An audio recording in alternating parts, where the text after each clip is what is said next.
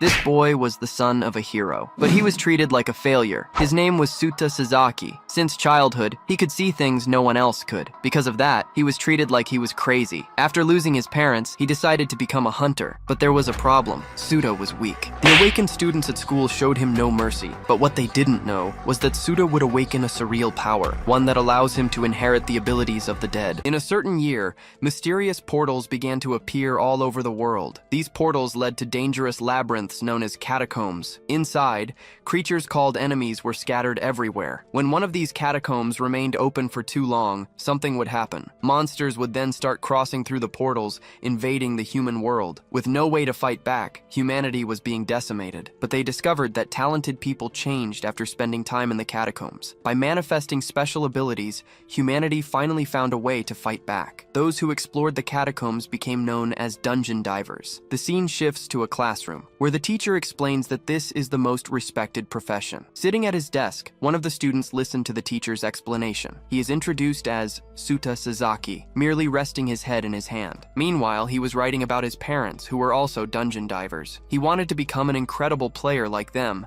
but something was holding him back. Suddenly, a silhouette of someone appears outside the window. Then, the silhouette in the window breaks into a terrifying, toothy grin. Startled, Suta screams desperately, drawing the attention of the entire class. His classmates complain, saying it's just Sasaki making noise again. Having fallen to the floor, the other students comment that his scream startled them. Back in his chair, the girls whisper that they think he's really weird. A memory begins, explaining that this has been happening for a long time. He was born with the ability to see things no one else can. It was called spiritual vision, the power to see all kinds of spirits. In a flashback, he recalls his father trying to awaken his skill in a catacomb, but the boy was so terrified he couldn't focus on anything. Despite the hours, he didn't awaken, unlike his father, the master of flames. Back in the present, a classmate asks if Suta is feeling all right. Taking the outstretched hand, he just thanks him for the help. Lifting his face, he sees who was helping him. It was his friend Takuto, offering a hand to help him off the floor. Revealed to be Takuto Saiga, he was an old childhood friend of Suta's. As an awakened player, he yanks Suta up forcefully, making him cry out in pain. Whispering in his ear, Takuto tells him to go to the usual place after class. Unable to react, Suta just stands there, listening to what he's saying. Seeing the two of them, the other girls comment on how nice Saiga seems. Despite the praise, Suta glares at his friend, remembering what he was really like. In a quick memory, he's being beaten by Takuto, unable to defend himself from the blows. The scene changes to a park. He's on the ground, and Takuto says he took too long. Along with his friends, Takuto calls him a self-proclaimed spiritual medium. On the ground, Suta replies that this is no joke. He then hands over some money, but Takuto complains, asking if that's all. He explains he can't give any more because of his mother's medical bills. With a firm expression, he refuses to give the group any more money. At that, Takuto punches him, telling him to stop wasting money on his mother. Continuing the taunt, he says his mother went into a coma in a catacomb. Adding that his father went crazy, Takuto says he died like trash. He then claims that his parents were useless, telling him to stop lying. With nothing to say, Suta just stands there, taking all the insults. Seeing his expression, Takuto gets angry and asks what's with that look. With a defiant gaze, Suta stares down his aggressor without backing down. Takuto then yells at him to know his place, calling him useless. He then lands a powerful punch right in Suta's face. Falling backward from the impact, Suta is thrown violently to the ground. In a memory, he recalls his father changing after his mother fell into a coma. Unfortunately, his father died before they could finally talk. Returning to the present, Takuto says he's just too weak. Grabbing his shirt, Takuto says they're going to settle this once and for all. Staring him down, Takuto announces he'll train him in his parents' place. Later, the group of boys is seen standing in front of a strange structure. Revealed to be a portal, the structure looked ready for them to activate. Saying they found the portal yesterday, Takuto tells him they're going to train him. He then asks if going in there wouldn't be too dangerous for everyone. Takuto grabs him, asking if he has any complaints. Telling him not to be afraid, he reminds him they've cleared tougher gates before. Scared, the boy just clutches his clothes tightly. Losing his patience, Takuto lands a quick blow to Suta's face. His face turns from the impact, leaving him with a new cut. Furious, Takuto tells him to stop complaining once and for all. Materializing a weapon, he threatens to aim it at the hospital where his mother is. With no other choice, Suda finally agrees to do what they want. Facing the open gate, he tells the others he's going in. Entering the catacomb, the group walks through the darkness of the unknown place. Along the way, various creatures floated around all of them inside. Seeing the spirits, he confirms that his friends couldn't see them. Even so, he admits to himself that he was terrified of the situation. Suddenly, a fire spirit appears, floating in the darkness of the cave. Approaching quickly, the spirit rushes directly towards Suda. In his eye, the creature's reflection was perfectly visible. Screaming in fear, he is hit and thrown back by the spirit. Takuto yells at him, telling him not to be such a coward. He asks ironically if there are any ghosts around, mocking his father. Tired of the excuses, Takuto says there's no reason for him to live. Suda retorts, saying he knows the truth about his father. In a flashback, he remembers his father choosing to conquer catacombs over staying at the hospital. Continuing the memory, he says his father prioritized status and fame. Back in the catacomb, Takuto suggests he can see his father again if he dies. Taking out a knife, Takuto simply orders him to die already. Crying in anger, he gets mad that they're looking at him that way. Meanwhile, the fire spirit continued to float right next to him. Looking at the creature, he notices that even the ghost was staring at him strangely. Asking if the ghost was also mocking him, a voice confirms the mockery. At that, the fire spirit seems to react, floating in front of Suta. Then a voice tells him to listen very carefully to what's about to happen. Confused, Takuto asks where he's looking right now. Suddenly, Takuto's expression changes completely to one of shock. Bleeding from the mouth, he doesn't understand what just happened. An instant later, something pierces through his chest, and he screams desperately in pain. Paralyzed, the other two friends just watch the scene without reacting. Emerging from the shadows, a huge monster lifts Takuto's body off the ground. The creature is revealed to be a type of giant spider. One of the boys yells that it's the Spider Queen, a boss from a red gate. Carrying its prey, the monster begins to move away toward the back of the cave. A voice then explains that the prey left over from the attack is taken away. Delivered to its young,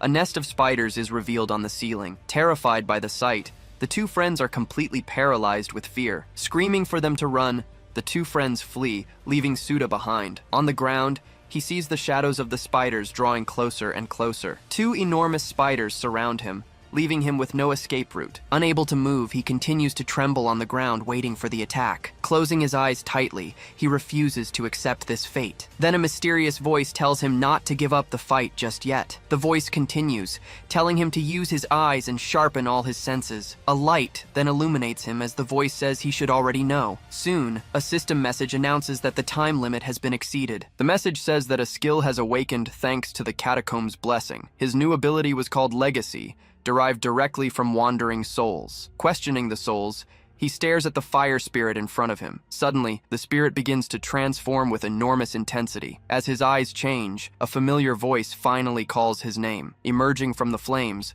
the figure of his father appears right in front of him. Extending a hand to his son, his father's figure smiles gently. In disbelief, Suda reaches out, asking if it's really his father. Their hands were about to touch in the middle of the darkness. Just then, one of the spiders lunges with its leg, trying to interrupt the moment. Completely surrounded, he raises the fire spirit against the monsters. Touching the spirit's hand, he finally receives his father's power. Then, an explosion of fire consumes the entire area around him. Hit head-on, the spiders are completely destroyed by the blast. As the smoke clears, he appears standing in the middle of the area. He was now engulfed in flames, with a completely different expression. Looking at his hand, a window explains that he has inherited skills from souls. Seeing the flames in his hand, he realizes it's the same skill as his father's. He celebrates, saying he's finally got a skill and become a player. Then a voice asks if this is really the time to get emotional over some monster. Immediately, the voice warns him that enemies are approaching fast. With no time to react, a spider leaps at him.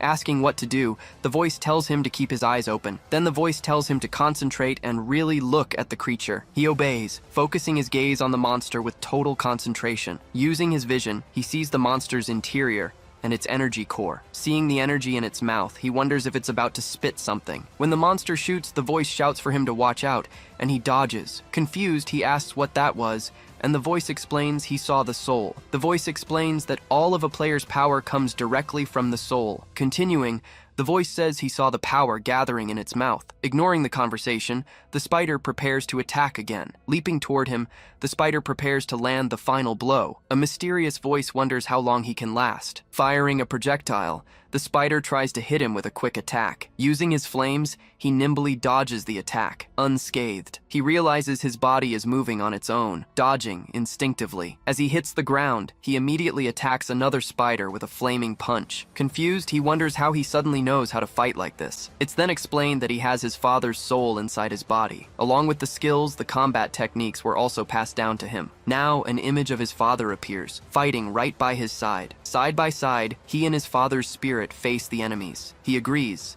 saying the voice was right about all of it. Calling out to his father, he prepares to fight alongside the spirit. With one powerful punch, he completely obliterates the monster before him. After winning, he notices another threat is emerging nearby. He defends against an attack, creating a fire barrier with his arm. With flaming eyes, he focuses his vision on the strongest monster. Using his ability, he can see the soul inside the Spider Queen. That's when he notices a specific point in the center of the creature's body. Wondering if that's the weak spot, he prepares to strike. He then leaps toward the monster, aiming for the vital point, but the blow seems to have no effect against the spider's tough carapace. Without giving up, he concentrates for another powerful attack. Yelling for it to take this, he lands a fiery punch on its head. After the blow, he walks away as the monster burns on the ground. Though wounded, the queen drags herself toward another surviving spider. Seeing this, the smaller spider tries to flee, but is caught by the queen. Preparing a new technique, he concentrates flames in his hands. Using flame prison, he traps the monster within a pillar of fire. After the battle,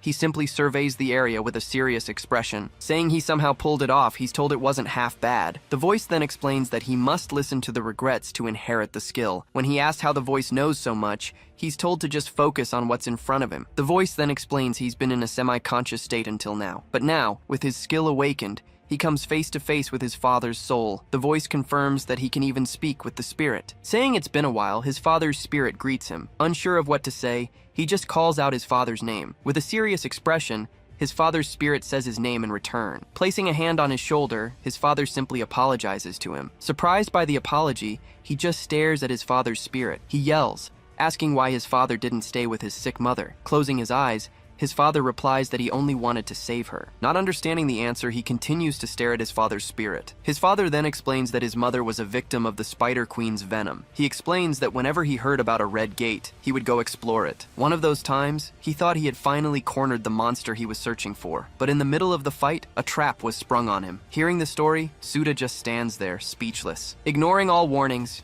he admits he forced the raids, desperately searching for any weakness. His father says it's natural to feel angry, and Suda screams that he is. With his eyes full of tears, he continues to stare at his father's spirit. Grabbing him, he asks why his father suffered alone when they were a family. He says he just wanted his father to talk to him about it. Seeing his son's reaction, his father's spirit falls silent for a moment. With determination, Suda declares that he will be the one to save their mother now. Moreover, he promises to become a player who surpasses his father. He vows to become the strongest and never let anyone die again. Smiling, his father says he's talking like a real man now. Finally at peace, his father's spirit pulls his son into a tight hug. Saying he's incredibly proud, his father's spirit tells him that he loves him. With no regrets left, he says he needed to pass on his feelings no matter what. Asking him to become strong, he entrusts his mother's care to him. Then, the spirit dissolves into light, disappearing completely into the dark cave. A particle of light lands on his chest, and he thanks his father. Clutching the light emanating from his chest,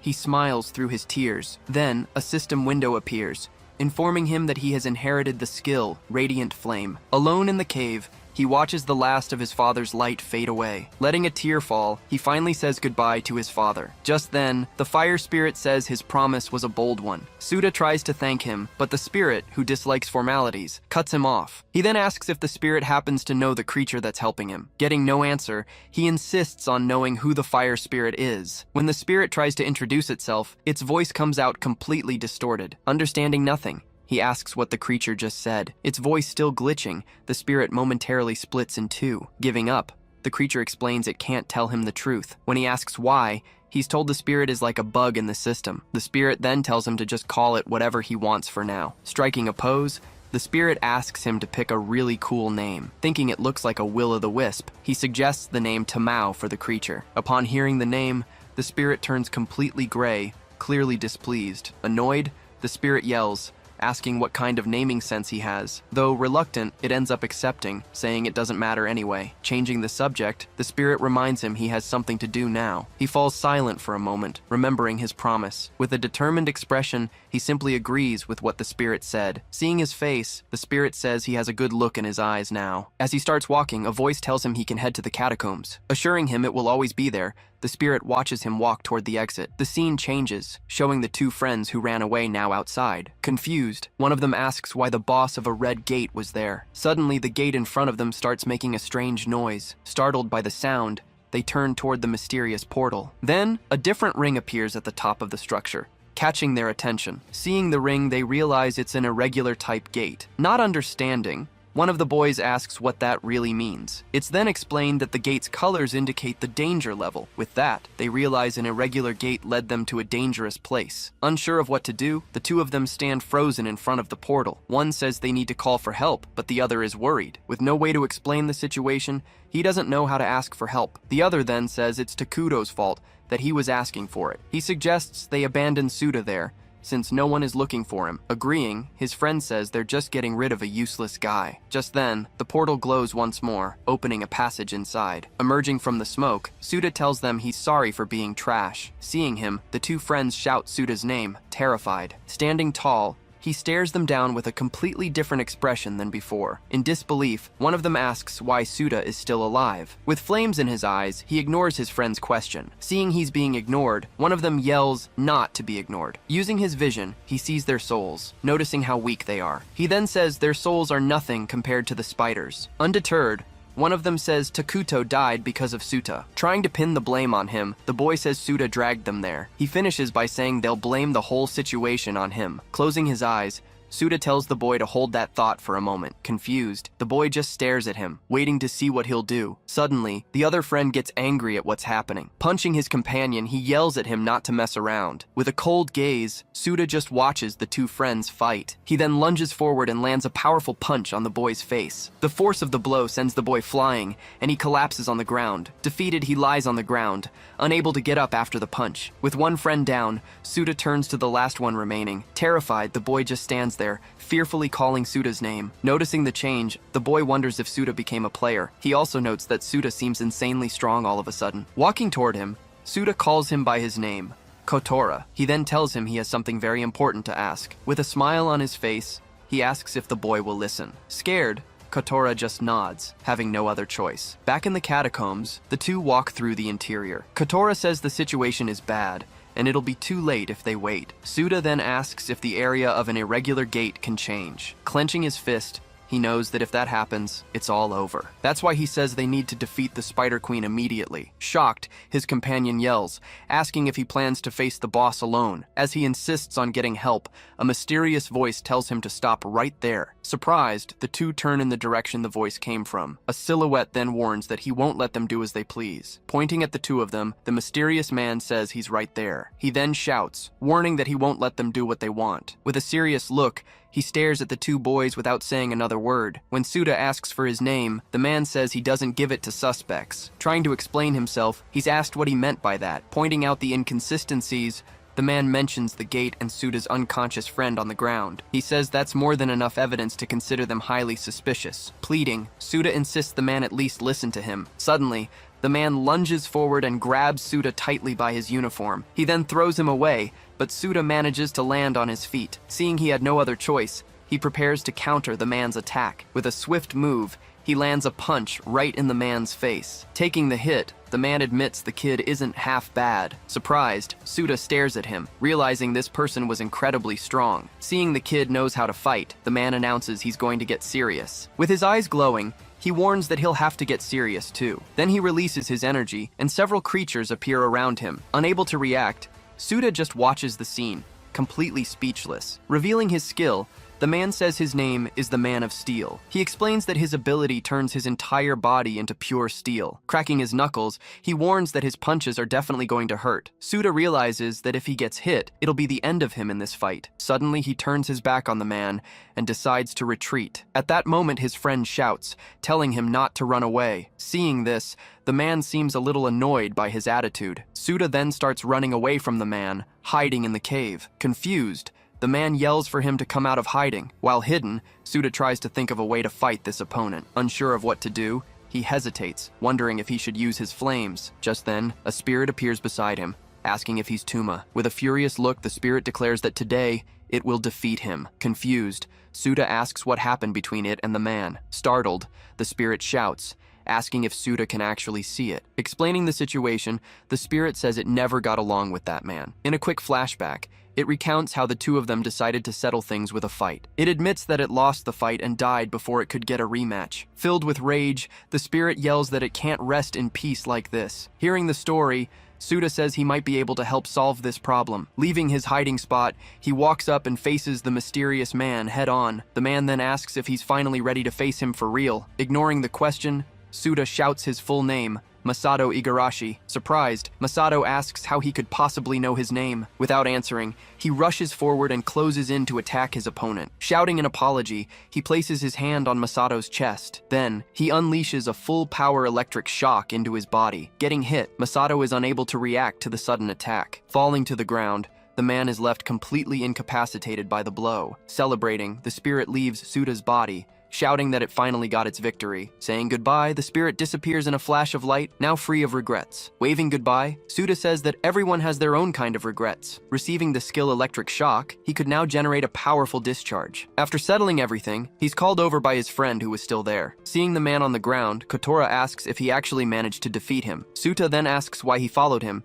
instead of just running away. With a serious look, Suda explains that he needed Kotora's special ability. Revealed to be a poison alchemist, Kotora had the power to manipulate poisons. With this power, he could even create antidotes for them. In a memory, Suda recalls Kotora using that poison against him before. Kotora asks what he wants, and Suda says he's going to defeat the spider. He then asks his classmate to create an antidote to save his mother. Suda tells him he doesn't have to fight, but Kotora interrupts, insisting he'll help. Grabbing Suda, he begs him to also help save their friend, Takuto. Even though he has no right to ask, he says he only awakened because of Takuto. In a memory, Kotora recalls that Takuto had saved him many times in the past. Turning his face away, Suda says he's sorry, but refuses to help. He then tells Kotora to go save his friend alone while he fights. Surprised, Kotora just stands there in silence, listening to Suda's words. With a nod, Suda turns to leave the area. With a faint smile, Kotora seems to understand his classmate's decision. When Tuma wakes up, Kotora thanks him for helping save his life. Suddenly,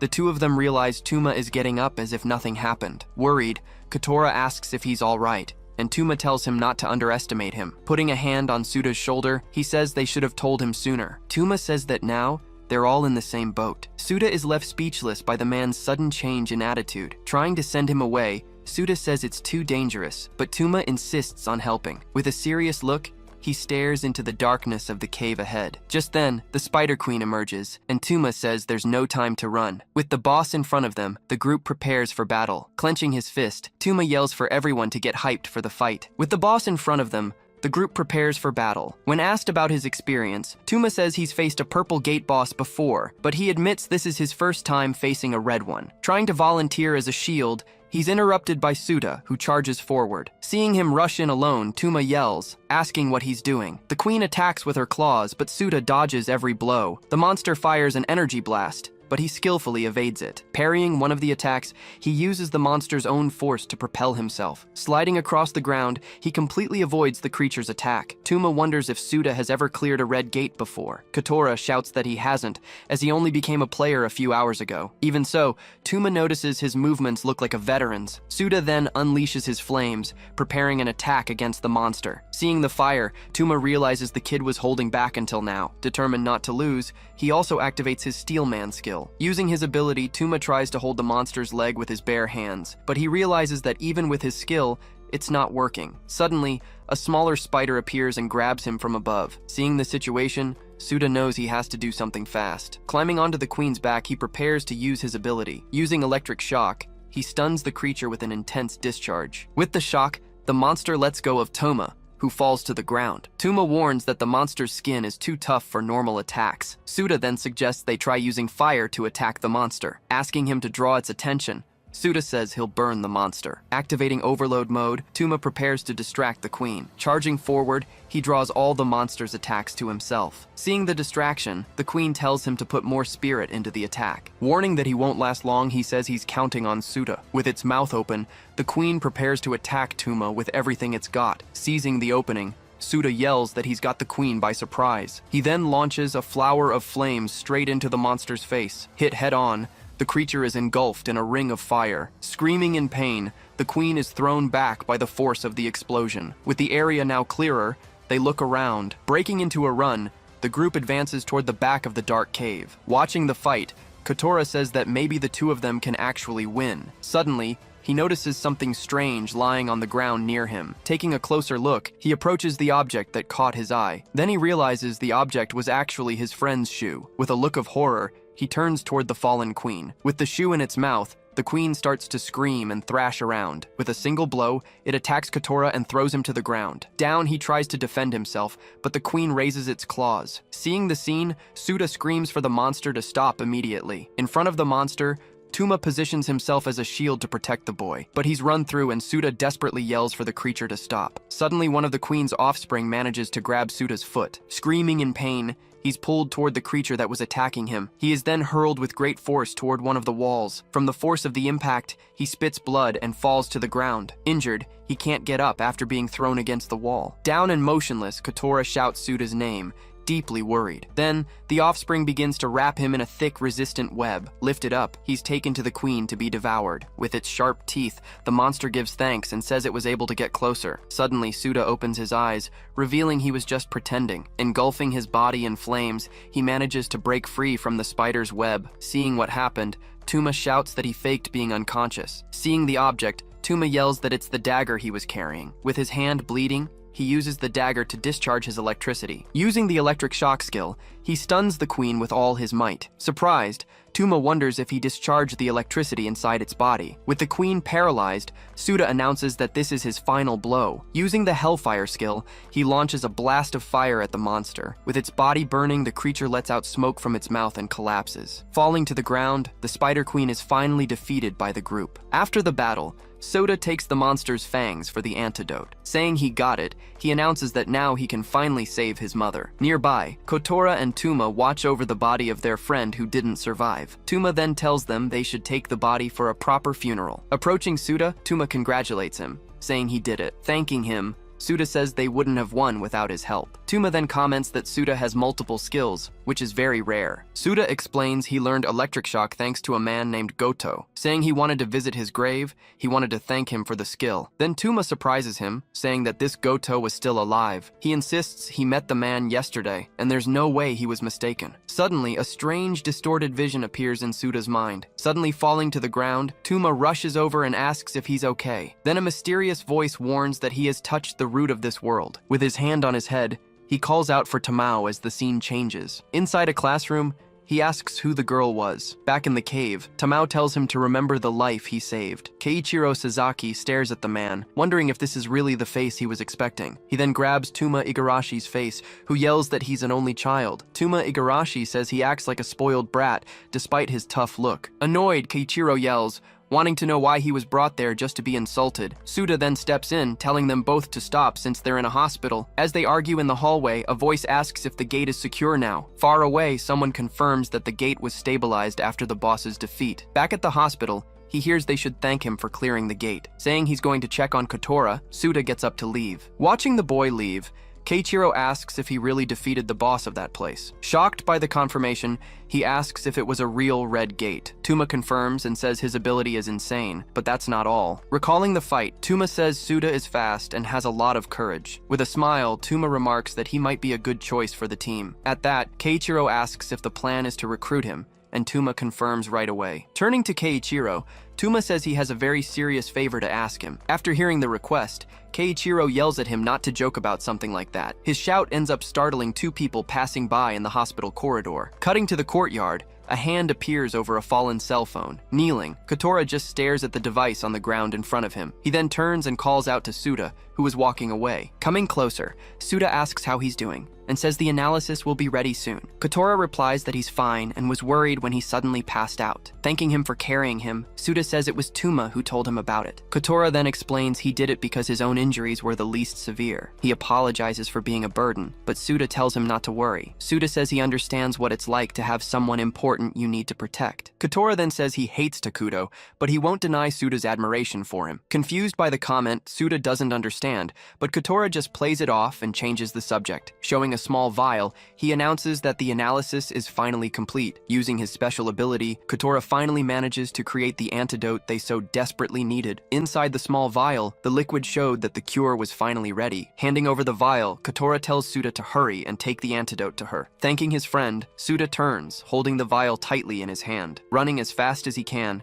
he heads towards the hospital room. Arriving at the room, he finds his mother lying in bed, still completely unconscious. Standing by the bed, he prepares to finally give her the antidote. Carefully, he tilts the vial and pours all the liquid into her mouth. After receiving the liquid, she manages to swallow the vial's entire contents. Lying in bed, her body begins to react to the antidote she just took. Slowly, she opens her eyes, and Suda watches her intently. Seeing she's awake, he calls out to her, and she responds by saying his name. With her hand on her son's face, she says he's grown so much. As tears stream down her face, she says she's so happy to see him again. Once they've calmed down, they talk, until the subject of his father comes up. Speaking of his father, she mentions the feelings he held for her. Sitting beside the bed, Suda says his father's wish was to save her. That's why his father entrusted him with his feelings, his power, and everything else. Surprised by the revelation, she can only mention Keiichiro's flames. Looking at her son, she then asks what he's going to do from now on. Saying he's already fulfilled his father's wish, she wants to know what comes next. With determination,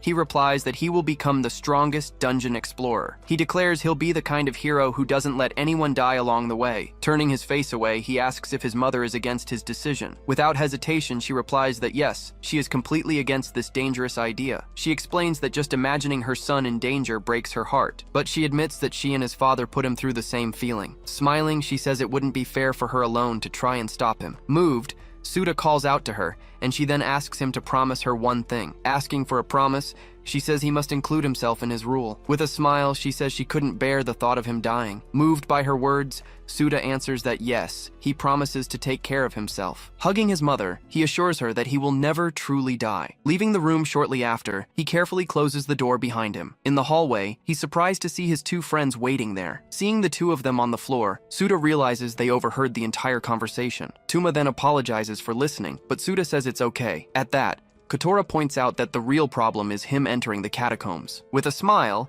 Tuma assures him that their team will take care of that part. Asking if it's true, Suda hears Tuma confirm that everything has already been resolved. Seizing the moment, Tuma officially invites Suda to join their team. Surprised by the invitation, he hears Tuma ask about his desire to be strong. Tuma then says that with them, he will find the strength he's been looking for. The scene changes, and a large golden gate appears in the middle of a dark forest. Inside, Takuto Saiga apologizes, saying that Tuma went ahead on his own. Sitting on a pile of monsters, a young man says that's fine. Looking forward, he comments that he also wanted to meet this new kid. With a smile, he then reveals the boy's name, Suta Sasaki. To form a team, you first have to submit a registration to the Invaders Association. Then they receive official permission to explore dungeons and defeat the bosses. Walking down the street, Tuma says he's a member of the strongest group, the Heavenly Wolf. Kotora then explains that this team isn't just the best in Japan, but in the world. He recalls that there are 10 squads, each led by a different captain. Excited, Kotora confirms that this is the exact structure he knew from before. Praising the boy, Tuma says he's really up on the details. At that, Kotora mentions that Takuto admired them and always wanted to join. Hearing the story, Tuma just comments that now it all makes sense. Suda then reveals that the commander-in-chief's name is Yamato Sumeragi, their leader. He goes on to say that Yamato is known by the association as the strongest. Thinking about it, Suda remarks how incredible it is to meet someone so powerful. Tuma asks if he's scared, but Suda says he's grateful for the opportunity. Pointing at the boy, Tuma praises his attitude and says he has a lot of courage. Arriving in front of a building,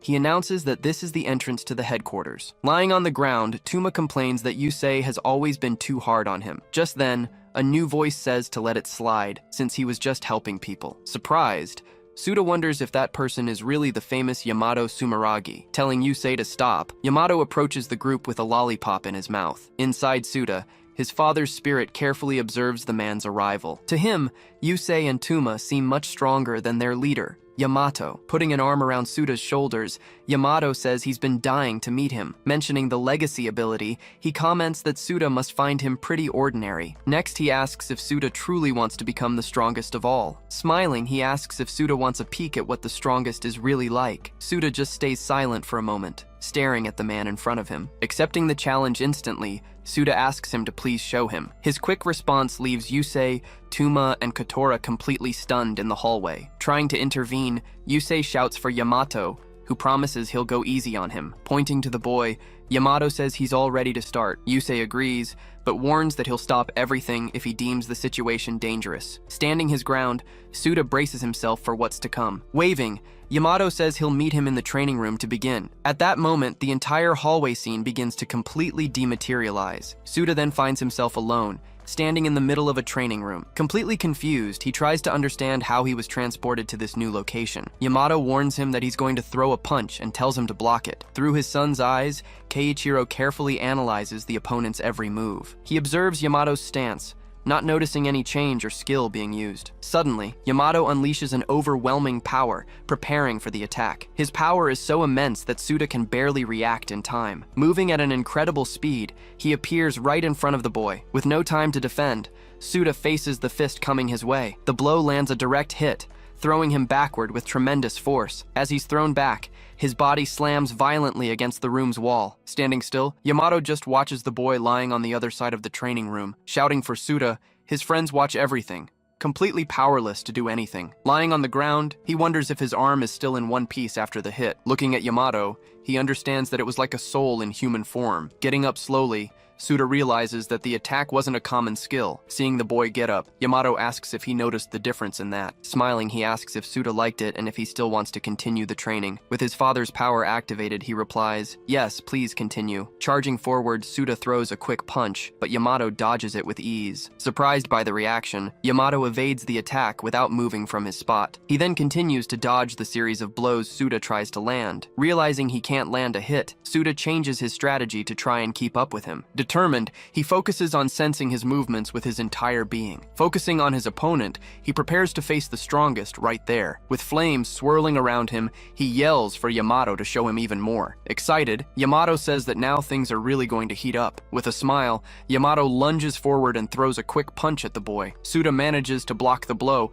defending himself at the last second. Trading blows, they move at high speed throughout the training room. Watching the scene, Yusei comments that the idiot is completely hooked on the fight. He's surprised that Suta has managed to keep up with Yamato for so long. Tuma then asks what he means, confused by his brother's comment. Yusei explains that the boy did much better than he initially expected. Meanwhile, Suta focuses all his firepower into his right fist. Looking at Yamato, he asks if he can use his ability at full strength. Turning his back, Yamato starts to walk away, seeming somewhat uninterested. He says he promised to show him the strongest, so there's no need for obvious questions. Challenging the boy, Yamato tells him to come at him with everything he's got. Accepting the challenge, Suta shouts yes and prepares for his big attack. Focusing his energy, the fire in his fist grows even more intense and powerful. With everything ready, he launches a powerful fire attack towards Yamato. Standing still, Yamato just watches the large fireball approach him in the room. Seeing the ability up close, he can identify the source of that power. Recognizing the attack, he says it belongs to the strongest mage,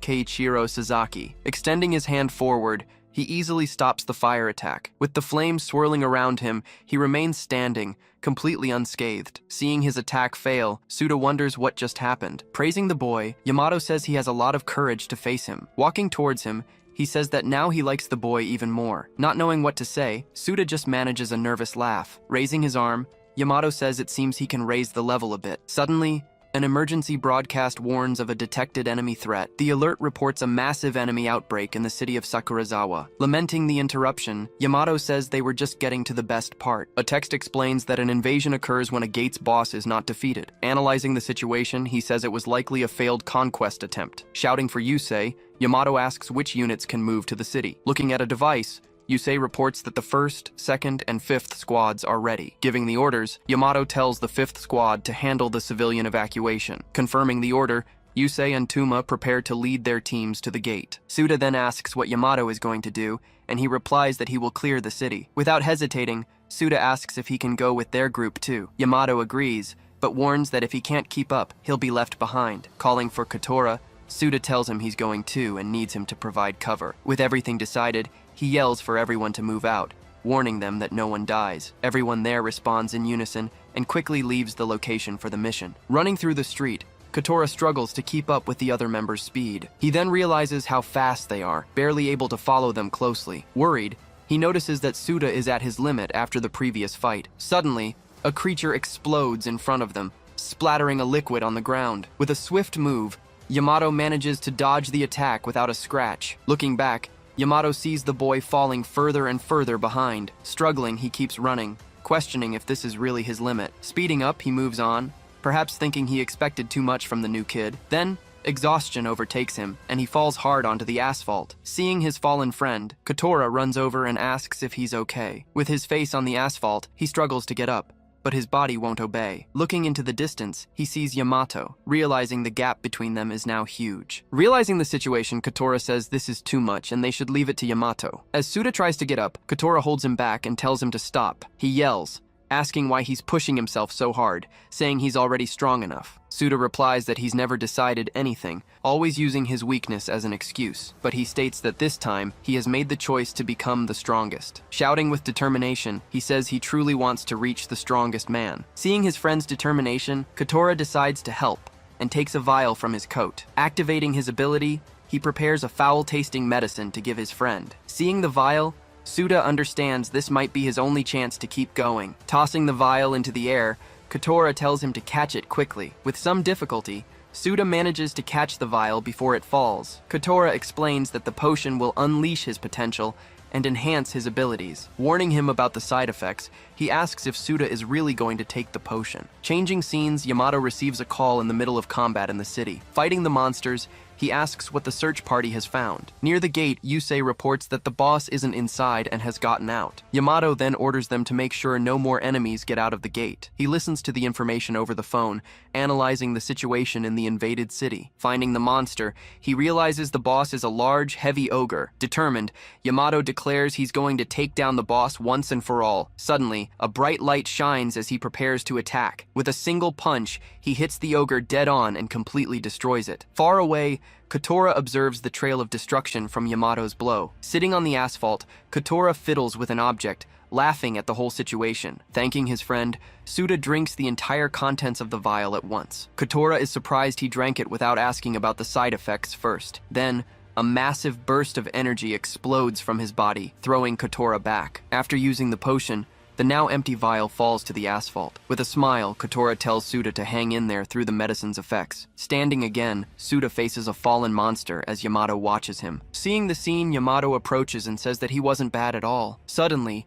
a new, smaller monster emerges from the flames and roars at them. Engulfed in a massive energy, Suda stands still, ready for the next fight. He then says that no matter how far away Yamato is, he will catch up to him. Yamato explains that's the boss, and just defeating it won't be enough. Pointing at the ogre, he asks if Suda can handle the gate's boss. With all his might, Suda shouts yes and accepts the challenge on the spot. Saying his goodbyes, Yamato simply turns and runs off, leaving Suda behind. Leaping from a car, he launches himself far away, toward the other monster. Watching the scene, Suda realizes he's already far off in the middle of the city. Focusing on the monster, he says he'll take down the enemy entrusted to him. Preparing to attack, the creature raises its enormous wooden club. With a flaming fist, Suda manages to block the blow, defending against the impact. Analyzing the hit, he realizes the monster's defense is very high. Determined to win, he charges forward to hit the monster with his fire up close. Yelling for the monster to take it, he unleashes a powerful, concentrated fire attack. Firing off his power,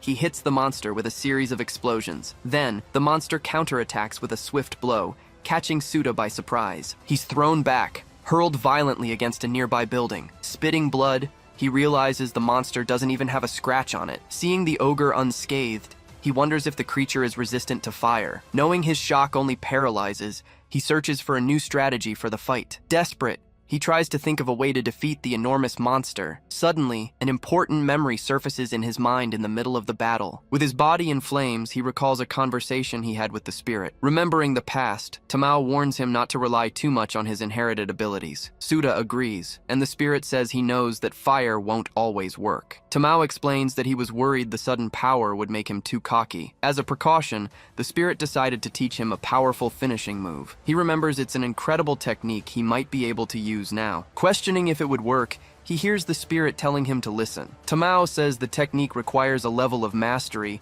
that not even the strongest possess. Suda then asks what kind of powerful technique it was that he would teach him. The spirit explains that you just have to concentrate all your aura into a single attack. Suda replies that he's always giving it his all, but the spirit corrects him. Explaining the technique, he says that gathering all the aura into one point is difficult, but one who masters their soul can unleash an attack far more powerful than normal. Tamao warns that it requires immense concentration in the midst of battle. Suda says that's impossible, which is why the spirit taught it to him as a precaution. Back in the present, Suda prepares to use the new technique on the monster. Standing amidst the fire, he feels everything go quiet and can barely feel his own body. Remembering his fight against Yamato, he understands that his concentration has greatly increased. With this new perception, he believes he can finally use the secret technique. Seeing the ogre charge forward, Suda dodges to the side, evading the attack. He can now see the perfect opening to attack the monster with everything he's got. Leaping toward the enemy, he readies his fist for the finishing blow. Combining fire and thunder, he strikes the ogre's head with force. The blow hits the monster,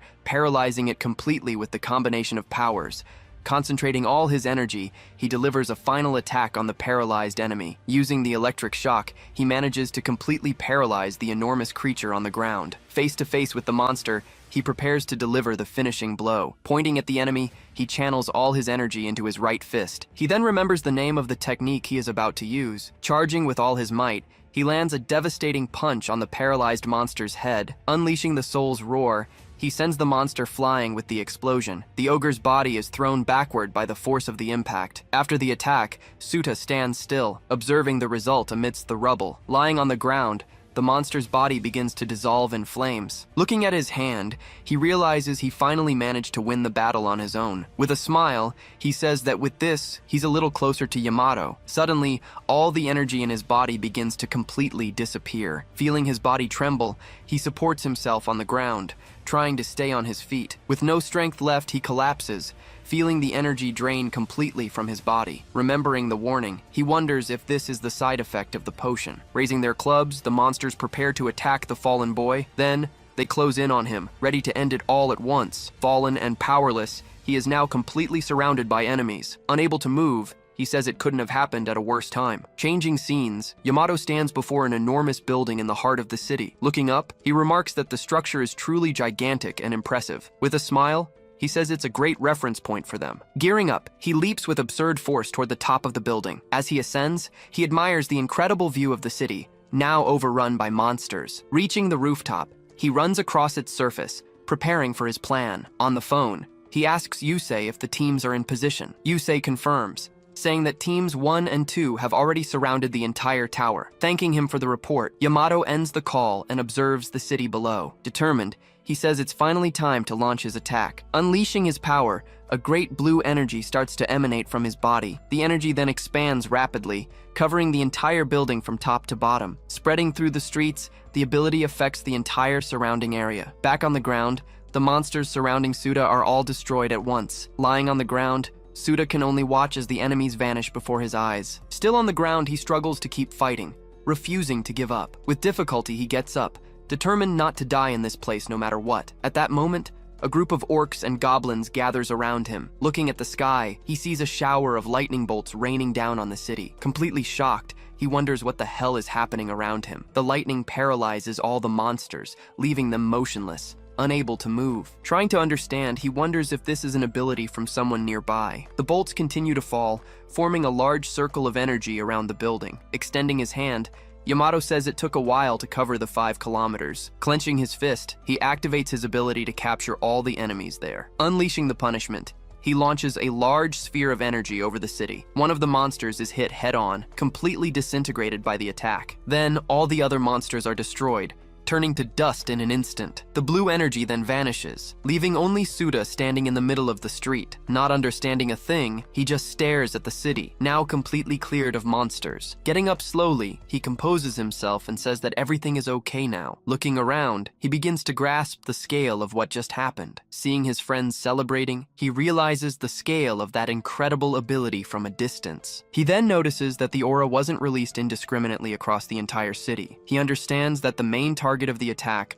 was the ogre he had been fighting. Not knowing how to react, Suda just manages a slightly awkward laugh. Approaching, Yamato congratulates him, saying he did very well in the fight. The distance between them seems to grow, showing just how far he still has to go. Exhausted, Suda collapses, but Yamato catches him before he hits the ground. Holding the boy, Yamato seems surprised by what just happened. Looking at the monster's remains, he realizes the ogre had already been defeated. He remembers leaving Suda alone, not believing he would actually beat the boss. With the unconscious boy in his arms, he just watches him in silence. With a smile, Yamato says that Suda is a very interesting guy to watch. Holding the boy, he hears a voice calling him but keeps looking straight ahead. Coming closer, a man says that Yamato is being flashy as usual. He then warns that the association will complain about Yamato using his aura. Holding the boy, Yamato says the performance was necessary for recruitment. The captain then asks if he is the new member, and Yamato confirms his name. Handing the boy over, Yamato asks Team 1 to take care of him from now on. Agreeing with the decision, the captain reveals he was about to ask for the boy himself. Changing scenes, Suda's mother appears in a hospital bed reading a book. Smiling, she continues to read, as a voice says that raising the boy is a duty. Inside the book, an old photo shows the whole family gathered and happy in the past. Looking on seriously, the man states that this is a duty he must fulfill. At the training facility, the team members are engaged in various activities. Standing in the arena, Suda now prepares to begin his training with Tuma. With a serious look, Tuma faces him, ready for the coming fight. Activating his ability, he shouts and transforms his body, which now looks like steel. Accepting the challenge, Suda prepares to use the Soul Roar technique. Before he can attack, Tuma rushes forward, catching the boy completely by surprise. He then warns him that enemies won't wait for him to get ready to attack. Landing a blow, he hits Suda, who is unable to defend against the attack. As he hits his head, Tuma tells him his aim is too obvious. Recalling the fight, Suda says the technique worked well against the monster. Tuma explains that powerful moves have big openings to compensate for their power. Thinking back on his recovery, he says the effect of Katora's potion has already worn off. Tuma then explains that the problem was a side effect of the Soul Roar technique. Saying he needs to train more, Tuma watches him, and Suda agrees. Suddenly, a voice interrupts them,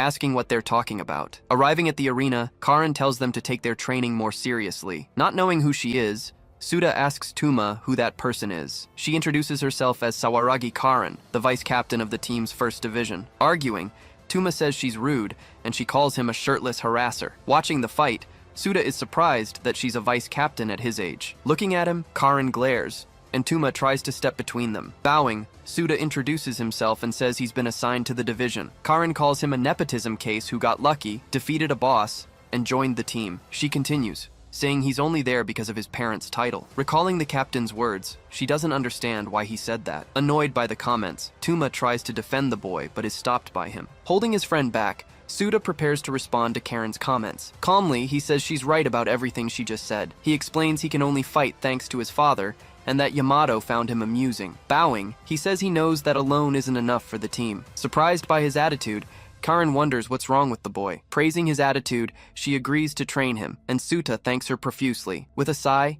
she asks for the training arena's scenery to be changed. The arena floor then transforms, turning into a large field of green grass. Impressed by the change, Suda observes the new scenery with its blue sky. Karin then warns him that her training involves the use of special abilities. Saying it would be pathetic otherwise, Suda tells her to use her abilities. She then comments it would be bad if she ended up hurting him during training. Annoyed, he says she's really getting on his nerves, and Tuma scolds him. Angrily, Karin says the rule is anything goes and that he's going to get hurt. Suddenly, a large amount of earth begins to rise from the ground. The earth gathers, forming a large sphere that floats around Suda. Then, the sphere of earth closes completely, trapping the boy inside. Floating in the air, Karin asks what he's going to do now that he's trapped. Without warning, the sphere of earth ignites, catching fire on all sides. Amidst the flames, the earth sphere shatters into several pieces. Unscathed, Suda emerges from the sphere as flaming chunks fall around him. Walking calmly, he says Karin was kind enough to make a soft wall. Seeing his reaction, She is surprised and doesn't understand what happened. With an annoyed smile, she prepares to attack the boy again. Shouting at him not to underestimate her, she launches another ability in his direction. Suddenly, the ground beneath Suta's feet turns into a swamp. Shouting, "Got you!" she leaps to attack while he's stuck in the ground. Preparing his fist, Suta manages to break free and gets ready to counterattack. Then, the two rush forward to trade blows, taking the training seriously. Seeing the scene, Tuma yells for them to stop going so overboard. Confused by the situation, Suta doesn't understand why they stopped the fight. Karen also stops her attack, looking to the side, outside the arena. Arriving just in time, the captain grabs them both and says that's enough. He then throws them both aside, and they fall to the arena floor. Lying on the grass, the two now face the captain standing there. Wondering what happened, Suta doesn't understand how he was thrown to the ground. Suggesting they cool their heads, the captain smiles at the two on the ground. Trying to explain herself, Karen says the captain misunderstood the whole fight. Introducing himself, he says he is Amami Kakeru,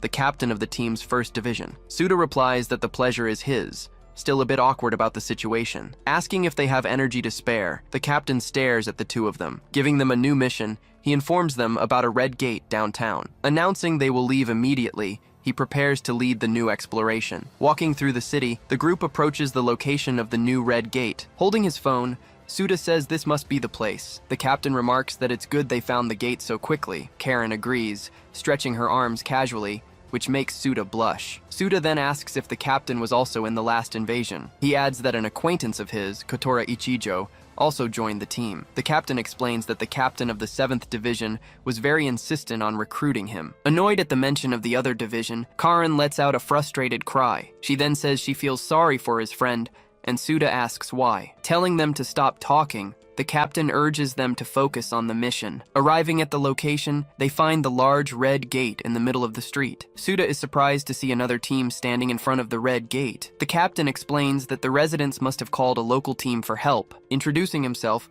the man from the other team asks who they are. In response, he introduces himself as Amami, captain of Tenro's first division. Surprised, the men ask if they're really from the famous Yamato team. Explaining the situation, the captain says they came to investigate the gate upon request. Annoyed, Karen shouts that they are also there at the association's request. The manager says they received a formal request from the local residents for assistance. Karen then points out that the rule is the first team to arrive takes the lead. The captain nods in agreement, saying she is absolutely correct, but he says they can't leave without investigating, as it was a direct request. Bowing, he asks to join them, even if only as support. The manager accuses them of being desperate to please the local association. Accepting the offer, he says they can come, but they must follow his orders. Watching the scene, Suta just observes his captain, silent and surprised. Karen asks why the captain went so far, and he tells her to calm down. With a smile, he says it's a small price to pay to keep the peace. Seeing his smile, Karen is left speechless, just watching the situation unfold. Watching from afar, Suta realizes the captain is a very kind and calm person. Looking at the captain, Suta seems nervous about the unfolding situation. With a determined look, the captain tells them to get ready to enter. Watching the other team go in, the captain says he has a bad feeling. Inside the gate, one of the men comments that their captain is a disappointment. The manager says conquering the dungeon with him tagging along will boost their reputation. Thinking he'll use the famous team, he enters the gate with a smile. Suddenly, upon entering, he is confronted by a horde of armed knights. Surrounded, he screams for orders for his men, who are also shocked. Outside, Suta watches the situation and senses the imminent danger. Seeing the scene, the captain says those enemies are stronger than the others. He adds that he was worried something like this might happen. A gate's difficulty can surpass the limits known to humanity. Inside the gate, one of the men screams as he's attacked by a knight. Seeing this, Karen sighs and says, they're not so tough after all. At that moment, Suta activates his ability, ready to jump in and help. Charging forward, Suta defeats the knights, clearing a path through the horde. Seeing this, the knights turn to face the new enemy that has appeared. Getting closer, Suta asks the man if he's okay after the attack. Karen remarks that he seems to have moved purely on reflex to help. The captain then explains that his goal is to be someone who doesn't let anyone die. Hearing about his goal, Karen falls silent, just watching the fight from a distance. She says that's an impossible dream, and the captain agrees that it is. But he says that even though it's a distant dream, Suta never hesitates to try. The captain then asks Karen what her goal is in all of this. He questions if it's to succeed, or to stand out among others her age. Meanwhile, the other team's manager struggles to defend himself from the knights. Not knowing how to answer, Karen just stands there, unable to say a word. Remembering the past, she sees herself in a destroyed city with a fallen girl. Lying on the ground, she begs them to turn her into a player too. Crying, she says she doesn't want anyone else to ever feel that way. Back in the present, she clenches her fists, feeling the anger from that memory. Just then, a large knight appears behind Suta, ready to strike him with its sword. Using her ability, Karen creates a stone pillar that blocks the attack. She then shatters the knight's arm, preventing it from attacking again. Hearing the enemy shriek, Suta turns around, surprised by the unexpected help. Furious, Karen yells that she's so angry about everything that's happening. She says she's angry at herself for forgetting her goals. The captain then asks if she's not going to let anyone die in this battle. Shouting at Suta not to slow them down, she calls him to the real fight. With everyone ready, the group advances to face the horde of knights. Using her ability, Karen makes stone crystals erupt from the ground. The crystals grow rapidly, preparing to attack the enemies before them. Unleashing the spikes, she fires them at high speed toward the knights. The attack hits the knights' armor, but fails to pierce their protection. Surprised by the result, she can't believe her attack didn't work on them. Taking advantage of the distraction, Suta strikes a knight with his shock ability. The attack paralyzes the creature, giving him a chance to counterattack. Seeing the opening, he prepares to use his flames to defeat the knight. Unleashing hellfire, he launches a massive explosion upon the horde. The knights are hit head-on, their bodies covered in flames. In moments, the entire horde of enemies is completely incinerated by the attack. After the attack, Karen and the captain watch the result in silence. Suta then realizes their defense is too high to be broken. Knowing his aura won't last, he sees more knights approaching. Looking closely, Suta notices something strange in the middle of the horde. Asking Karen to look, he points to a different knight in the back. Seeing the knight, he realizes its aura is stronger than the others. With a smile, Karen says it stands out too much in the middle of the horde. Determined, she says they'll attack it with full force all at once. Together, they prepare to unleash their most powerful abilities on the enemy. Combining fire and earth, they launch a massive attack toward the boss. The knight then raises its sword and cuts the combined attack in half. With its sword, it manages to protect itself as its guards surround it. Seeing the attack fail, Suta and Karen are stunned by the enemy's power. Suddenly, the knights organize into formation, ready for battle. Surprised, Suta wonders if those creatures have the intelligence to organize themselves. He then realizes this is less of a mob and more of an army. Fallen on the ground, the manager of the other team doesn't understand what's happening. Watching the fight, he can't believe they're still fighting instead of running. The captain explains that they fight because they know what happens if they run. Desperate, the men beg the manager to run, as they can't win alone. Shouting, the manager tells them not to run, and the men are surprised. He then asks what will happen to the city if they flee from here. With determination, he says this is their hometown, and they need to protect it. He yells that if they run, it will be their families and friends who die instead. Resolved, he prepares to fight, stating that the heroes don't have to be the only ones fighting. Shouting, he says they will provide cover for the famous team. At this, everyone unites, fighting together against the great horde of knights. With their powers, they manage to face the enemies, fighting side by side. Watching the scene, the captain just gives a faint smile. Fighting on, Karen and Suta continue to take down enemies with their abilities. Even with the help, Karen realizes the situation is still very complicated. Watching the horde, she understands they can't keep this up for long. With one strike, she takes down a few more knights that were in her way. Standing behind everyone, the captain begins to release his blue energy. At this, Karen kneels and prepares to use her ability again. Creating stone pillars, she lifts herself and the other members. With everyone safe on the pillars, they are out of the knight's reach. The pillars spread across the area, separating the groups for the next phase. Seeing the strategy, Suta asks Karen what's going on. Surprised,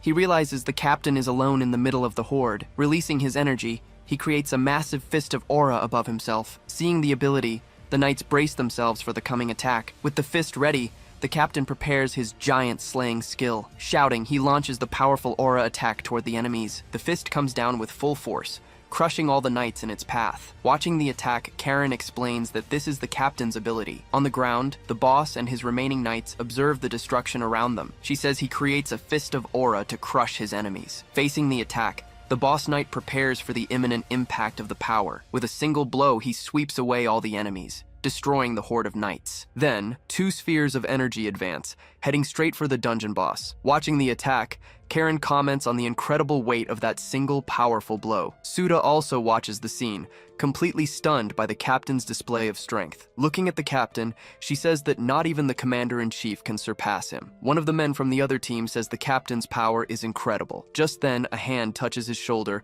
and he turns to see who it is. Appearing behind him, an older man says that he won. Shouting for their captain, the men of Team Tenro watch the scene unfold. Looking at the armor, Suda says the captain's ability is truly incredible. He explains that it's just a brute force ability, without much versatility. Looking at Karin, he says her ability is much more complex. Comparing it to his father's, he says his own is quite inconvenient. Surprised by the mention, Suda asks if the captain knew his father. The manager and his men bow, apologizing for their earlier rudeness. The captain then mentions the Knights of the Round Table, leaving Suda confused. Confused, he asks who the Knights are, and Karin explains what he said. She says it was the first team formed in Japan, even before the association existed. The current team system was created based on that group's activities. Many members of that team became association executives to pass on their knowledge. She continues, saying there were exceptions, like the captain and his father. The captain explains that Suda's father became a mercenary after leaving the team. Shocked, Suda asks if the captain and his father were on the same team. Smiling, he says that Suda's father was his master and benefactor. The scene changes, and we see the large player association building downtown. In his office, the association's president finds out that Keiichiro's son has joined. Putting out his cigar, he says he understands the situation and will make a decision. He then announces that he will ignore the boy's illegal entry into the catacombs. Sitting on the sofa, Yamato thanks him, and Yusei also bows in formal gratitude. Annoyed, the president yells at Yamato for his sloppy and irreverent attitude. Yusei apologizes and says he and the captain will talk to him. The president yells at him, telling him not to be condescending to others. He explains that as the president, he can't act based on personal feelings. Looking at them, he warns that the two of them are starting to reach that position. Holding his cigar, he says their team built its status on strength. Lowering his head, Yamato is told he must understand the weight of his position. The president says he knows Yamato's attitude is arrogant and overbearing, but Yamato replies that he has never forgotten his responsibilities as someone with power. Surrounded by his aura, he says he doesn't think twice about being reckless. He then tells the president to give a message to the people who complained. With a defiant look, he says, if they have a complaint, they should say it to his face. Watching the scene, the president just holds his cigar and takes a drag. Laughing at the situation, he comments that Yamato is questioning whether he's right or wrong. He recalls that Yamato said the same thing when they first met. Remembering the past, he ruffles Yamato's hair, who says they grew up together. He remembers Yamato hiding in his luggage to try and become a player. Angry, he yells at the boy, who falls to the floor, startled by the reaction. Yelling at him, he asks if the boy wants to die in such a dangerous place. He then says he's still a student and can't tell right from wrong. Coughing, a young Kakeru says he no longer questions right and wrong. Shouting with determination, he demands the man stop complaining and take him along. Annoyed by his stubbornness, the man prepares to scold the boy once more. Just then, Keiichiro intervenes and tells the other man that the boy is serious. Extending a hand to the fallen boy, he asks if he's okay. Introducing himself as Sasaki Keiichiro, he asks for the young man's name. Looking up at the man, the boy stares at him for a moment before answering. Taking the outstretched hand, he formally introduces himself to Keiichiro as Tenkai Kakeru. Back in the present, the captain explains that he, Yamato, Yusei, and Tuma grew up together. Smiling, he explains that the orphanage was in debt and he had to do something. He then reveals it was Keiichiro who reached out to him during that difficult time. Hearing the story, Suda begins to understand a little more about his late father. With a smile, he asks the captain to tell him more stories about his father. Suddenly, a bright light flashes, interrupting their conversation and startling the captain. Blinded, they try to shield themselves from the intense glare that appeared out of nowhere. Not understanding what happened, Suda just stands there, confused by the situation. Seeing a gate, he wonders if that's a gate inside the catacombs. Karin Sawaragi remarks she's never seen anything like it, and Suda questions the captain. With a tense expression, Suda anxiously waits for his answer. Meanwhile, Amami Kakeru remains silent, just observing the scene before him. In a flashback, he remembers seeing a gate in the catacombs. In the memory, Keiichiro Sasaki was saying they needed to investigate the area immediately. The memory shows a person on the dark ground, fallen and badly injured. Then, he sees a man holding the injured person's body. Back in the present, Karen calls out to the captain, trying to get his attention. With a clenched fist, Amami decides he'll investigate the gate alone. He then orders Suda and Karen to leave and call for reinforcements. Amami explains that the situation is unusual, and the gate requires immediate investigation. But Karen refuses, saying she can't just run away and abandon him. Before the gate, the spirit Tamao suddenly appears in front of them. She insists she's not a child anymore and wants to fight by his side. Amami then faces her, warning that what awaits them is dangerous. Confused by the situation, Suda asks what he meant by that. Just then, Nishina Masatoshi appears and says that they will call for reinforcements. Putting a hand on his head, he says they wouldn't be of any more use there. He explains that Suda and Karin are different, as they have proven skills. Then, he asks if believing in his subordinates isn't just as important as protecting them. Thinking for a moment, Amami agrees that Nishina might be right. Seeing the decision, Suda and Karin celebrate the chance to help with the mission. Thanking Nishina, Suda turns towards the manager. A little embarrassed, Suda asks him to please not mention it. Shaking hands, he promises not to waste the life Amami saved. Nishina and his men say their goodbyes, waving as they move away from the area. Looking back, Suda makes a farewell gesture to his captain. Suddenly, a dark voice calls out, and Tamao appears, surprising the boy. Tamao warns him that what's coming is a point that will change his destiny. Not understanding, Suda asks what that means, but Tamao can't answer. Suda says he doesn't get it, and Tamao explains she can only go this far. Warning that he'll have to do this alone, the spirit calls to him. Near the gate, Karin asks if there's something wrong with Suda. Apologizing, Suda runs toward them, saying he's on his way. He then looks at the fire spirit Tamao floating beside him. With a smile, Suda says everything will be okay with his companions. Running towards the gate, he finally joins Amami and Karin. Alone, Tamao leaves a final warning, telling him not to make any mistakes. Her last warning is that it doesn't matter what truth he might discover. Changing scenes,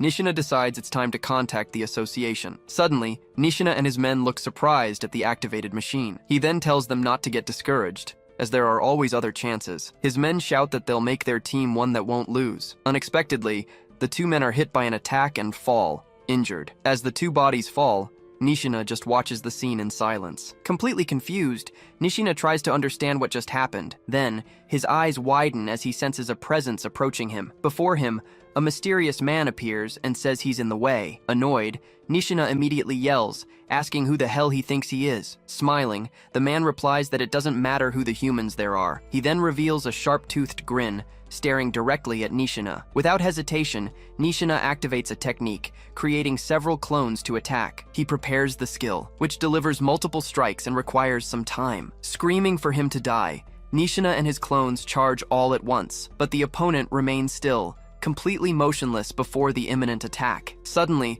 all of Nishina's clones are hit by a single blow. Bleeding, he realizes it was an area of effect attack with no movement. Falling to his knees, Nishina stares at him, realizing he's a monster. With a victorious smile, the mysterious man stands still, observing the result. From the ground, a huge amount of blood rises from the fallen bodies. Completely defeated, Nishina's men lie motionless and wounded on the ground. Lying there, Nishina looks at his opponent with an expression of dread. Trying to reach his companions, he extends a hand, weak and desperate. Then, the man says his boring soul will finally be of some use. He then adds that it will become good fertilizer for the place. Wishing blessings upon the catacombs, he turns and walks away from the bodies. Entering the cave, Suda's group cautiously moves through the silent place. Karin comments on the silence, and Amami agrees there's no sign of the enemy. Telling them not to let their guard down, Amami says he's going to scout ahead. Karin then turns to Suta, asking if he doesn't find the captain strange. Distracted, Suta apologizes, saying he wasn't paying attention to what she said. She then asks what he was distracted by,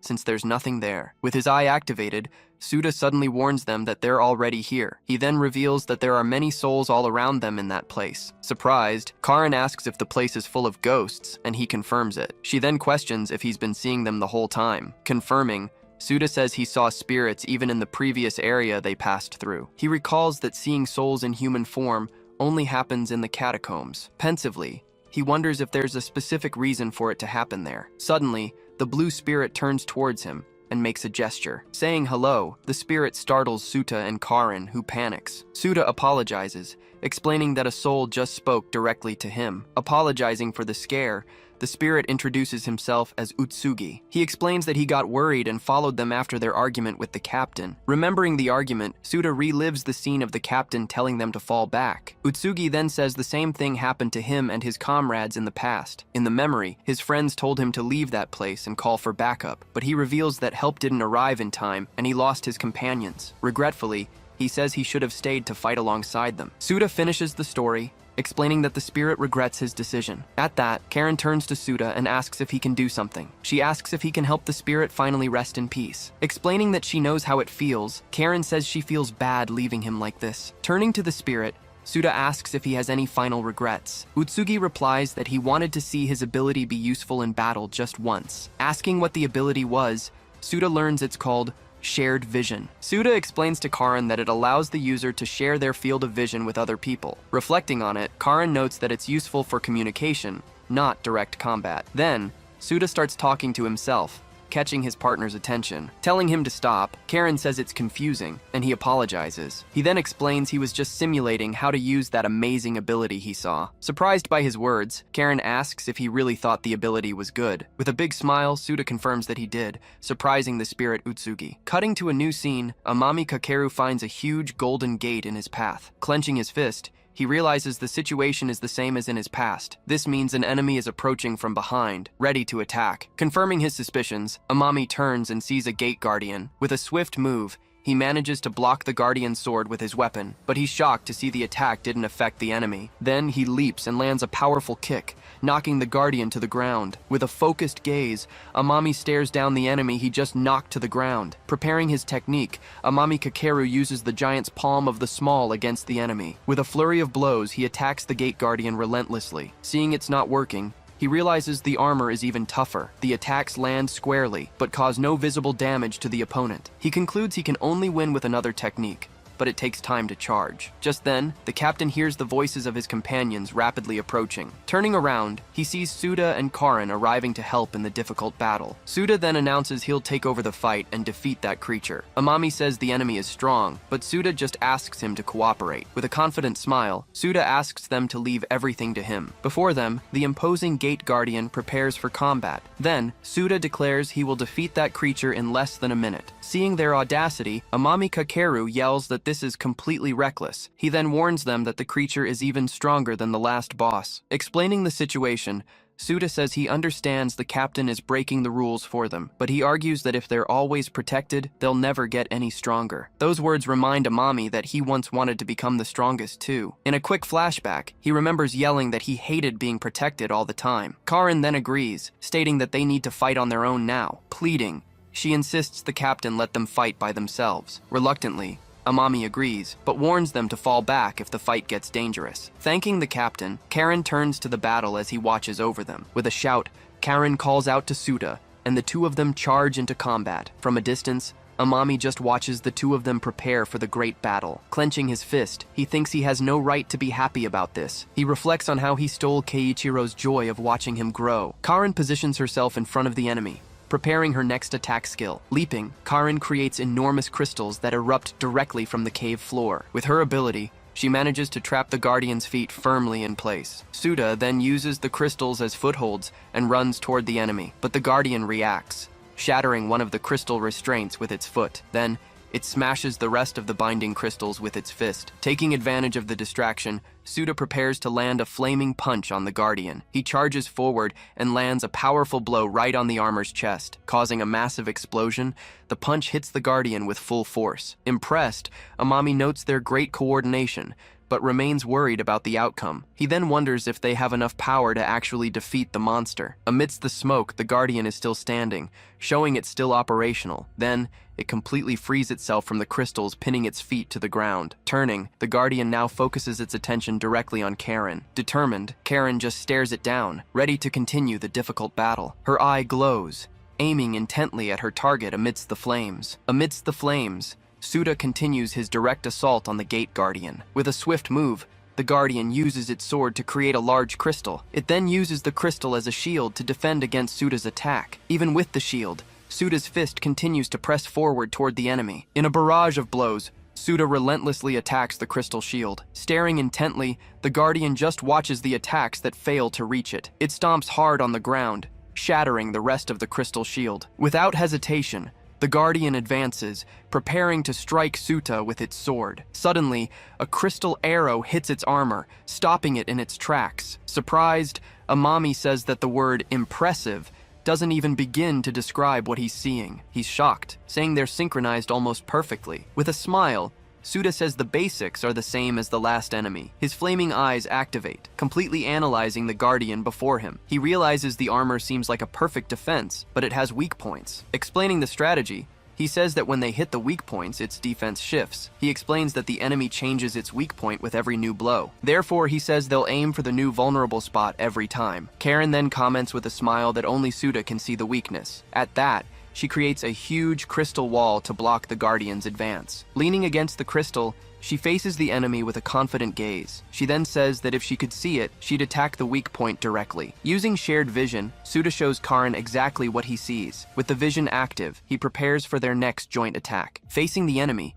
Suda gets into position for the decisive fire strike. Crouching on the ground, Karen prepares a new technique to use against the Guardian. Suddenly, the Guardian finds itself surrounded by a thick cloud of dust. Smiling, Karen says she's just a modest and humble maiden here. She adds that it's only natural to let the MVP shine at the right moment. Blinded, the Guardian is lost inside the sandstorm she created. Seizing the chance, Suda readies his fist to deliver the final blow. Shouting for him to crush it, Karen encourages Suda to use all his strength. With a powerful strike, Suda lands a direct hit on the Guardian's weak spot. As the dust settles, Karen shields herself from the impact of the explosion. With a victorious smile, she winks at Suda, showing her confidence. The blow hits the Guardian dead on, causing a high-impact explosion. Landing on the ground, Suda observes the result of his successful final attack. With his vision still active, Suda comments that it took exactly 1 minute to win. After the battle, he turns and looks at the spirit Utsugi. Suda then tells him that they managed to fulfill his last wish. With a smile, Suda thanks him, saying it was all thanks to his ability. Hearing this, the spirit Utsugi is clearly moved by Suda's words. Confirming with a yes, the two then share a fist bump. A system window pops up informing them that Utsugi's regret has been resolved. With that, the condition for completion is revealed, to use the ability. Then, the system announces that his ability will be inherited by Suta. Thanking Suta, the spirit says he no longer has any regrets. He also thanks Karan and the captain, leaving them both surprised. Karan then comments that she learned a lot, even though she found the ability hard to use. With a smile, Suta says he's glad he met them in the end, but Utsugi leaves them with a final warning to be very careful. He explains that he's had a bad feeling ever since he entered that strange gate. The spirit reveals that he felt as if he were slowly losing himself. He adds that he would have ended up like the other spirits if he had stayed any longer. Waving goodbye, he tells them to be careful and begins to disappear. As the spirit vanishes, Suda, Karan, and Amami just watch in silence. Reflecting on his words, Suda tries to understand what he meant. He then wonders if it has something to do with Tamao not following them. Complaining, Karan says he left them with some very sinister last words. She then asks if Suta isn't scared and wanting to turn back. Laughing at her teasing, he replies, "No way," and they both laugh. Then Karen tells the captain they should keep going,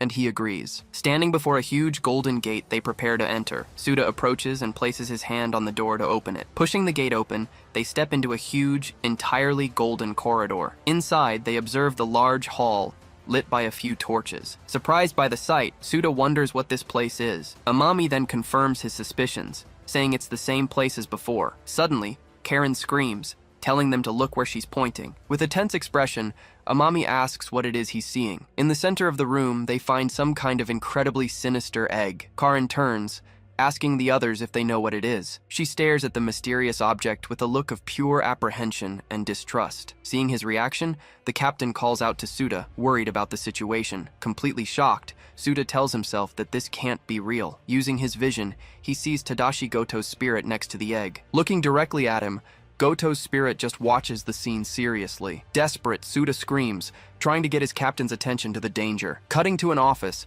Bando Ryunosuke asks if it's the same person's soul. Eating a piece of candy, Yamato Sumeragi confirms that yes, it's the exact same soul. He explains that he knew Goto, the vice captain, and there's no doubt about it. Bando then suggests that maybe it's just someone who looks a lot like him. Shaking his head, Yamato says that's impossible, as even the ability used was the same. Not understanding it all, Bando asks what the hell all of this really means. Yamato then teases him, saying the old man really has no imagination. Seeing the taunt, Yusei Igarashi slaps Yamato on the back of the head. Pointing at him, Bando asks if he has any idea about the mystery. Eating a piece of candy, Yamato confirms that yes, he has a small idea. Yamato reveals that Suda spoke with Goto's soul for a while, so he concludes that there are two identical people with the same life experiences. Holding the candy, Yamato's expression turns serious as he thinks about it. He then presents the theory that there was another world just like theirs. Back in the cave, Suda says that person is, without a doubt, Uta. Seeing his reaction,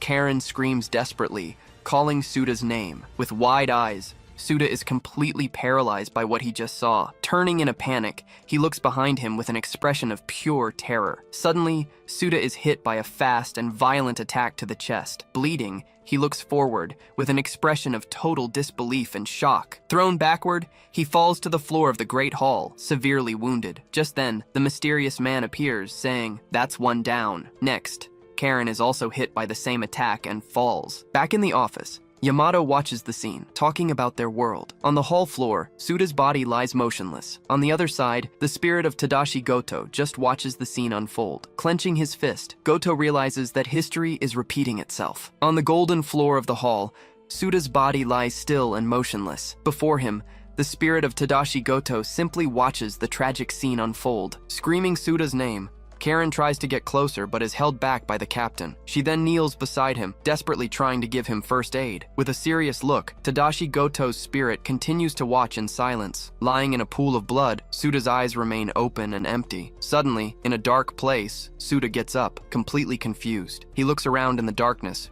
wondering where he is. Then, a voice explains that he is in a space between consciousness. Looking back, he sees a figure resembling his captain standing nearby. Recognizing the spirit-like figure, Suda questions who is standing before him. Believing it's an imposter, he gets ready to fight, but the voice tells him he's wrong. Revealing his identity, he says he is the real Amami from the previous world. Not understanding, Suda asks what he means by previous world. After a closer look, he concludes that the person is definitely his captain. He then explains that the world has regressed for some unknown reason. Confused, Suda asks what the hell he's talking about, not understanding at all. Then, the captain says that Suda is amazing, leaving the boy even more confused. He reveals that in the previous world, Suda was just a simple porter, but he adds that he noticed right away that Suda had become strong. Suda denies it, saying he was just defeated a short time ago anyway. With a serious expression, he asks if his past self died. Then the captain says that the one who actually dies is someone else. In the vision, Karin tries to help Suta, but the captain just stands and watches. The captain in the vision can't change, even with a second chance. He then reveals that the person who dies there is only himself. Back in the hall, Uta says he died fighting that guy. At that moment, the mysterious egg begins to tremble and glow intensely. With a smile, Uta says that this is the most divine appearance he has ever seen. Thanking himself, he says his memories brought the gospel. In the memory, Amami holds Keiichiro Sasaki's wounded body in his arms. With a smile, Uta blesses the catacombs before vanishing from the place. In the space between worlds, one of the men attacks Amami with a powerful blow. The blow hits him squarely, throwing him forcefully to the ground. He crashes into the Golden Hall, causing a huge explosion of debris. At that very moment, Goto's spirit also takes the same direct hit. Amami is left breathless, shocked by the devastating power of the blow he just took. Back in reality, Karin calls out to the captain from beside Suda's body. Lying on the floor, Suda realizes the incredible power of the enemy who attacked them. Looking at the captain's body, Goto's spirit simply says no. In the hall, Amami yells that it's not over yet and gets hit, his face bleeding. He screams in pain as he's wounded by the attack. The mysterious man says the attack was too shallow, not enough. He reveals that he intended to split his head in two. With his hand on the wound, Amami feels the intense pain of the cut on his face. Amami yells that he's the only one Uta will be able to defeat. Irritated, Uta says he interrupted the best moment of his life. Licking his lips, he says they should be grateful he's being rational. He then swallows a pill he was keeping in a small vial. With a threatening look, he prepares for the next phase of the battle. Snapping his fingers, he warns that his tolerance has run out. Then, he holds out his hand and prepares for his next direct attack. With a smile, he threatens to mince them and plow the field. Lying on the floor, Karin realizes this guy is anything but normal. Even though he's wounded, Suda tries to get up to save his captain from the danger. Goto's spirit then says that Amami doesn't need any help. Confused, Suda asks why, and the spirit explains that he knows him well. He reveals that Amami has been looking for a place to die for a long time. Ever since he let Keiichiro die, he's been living with this burden. Shocked, Suda can't believe what he just heard from the spirit. Then, Goto reveals that he was the one who let Keiichiro die in the past. He then asks Suda, still on the floor, if he still wants to save Captain Amami. With a serious expression, he reveals that he was responsible for Keiichiro's death. He then asks if, even knowing this, Suda still wants to save him. Shocked, Suda says the captain let his father die, unable to understand why. The spirit then explains that on the day of Keiichiro's death, he was there. Hearing the revelation, Suda is left even more stunned and speechless. In a flashback, Amami said the idea wasn't good, and they needed one more person. But Keiichiro says there was no time, as the creature was getting away. He reveals that a conqueror escaped, and saw the Spider Queen approaching. Determined, Keiichiro insists they can't let her get away, no matter what. Apologizing, he walks ahead while Amami just watches him from a distance. Keiichiro then vents about how hard it is to be a mercenary in times like these. He explains that there are no comrades to count on in moments like that. Amami then asks why he became a mercenary, since he could have had a good position. Keiichiro reveals that, without realizing it, people started treating him like a hero. With a clenched fist, he explains that young people were dying trying to do reckless things. He thought that on the front lines, he could save at least some of them. With a serious expression, Amami just watches Keiichiro, listening intently to his words. Then, Amami invites him to join the Tenro team, but he refuses. He explains that Tenro will only keep growing and needs veterans. With a hand on his chest, he says he wanted to bring him in as a comrade. Scratching his head, Keiichiro is caught off guard by Amami's unexpected invitation. With a smile, he says joining a circle of kids is difficult, but he promises to think about it, leaving Amami a little relieved. Suddenly, they both sense a presence rapidly approaching them. Before them, a skeletal creature appears, holding a sword and ready to attack. Keiichiro asks if they can take it, and Amami retorts by reminding him who trained him. With a shout, the two of them charge forward together to fight the skeletal creature. After the battle, the monster's bones lie scattered and burning on the ground. Relieved, Amami comments that the creature was quite a handful for the two of them. They then find a gate, guessing it was the guardian of this place. Carefully, Keiichiro approaches and pushes the large golden gate open. Behind the gate, they find a huge horde of monsters ready to attack. Keiichiro tells him to stay alert,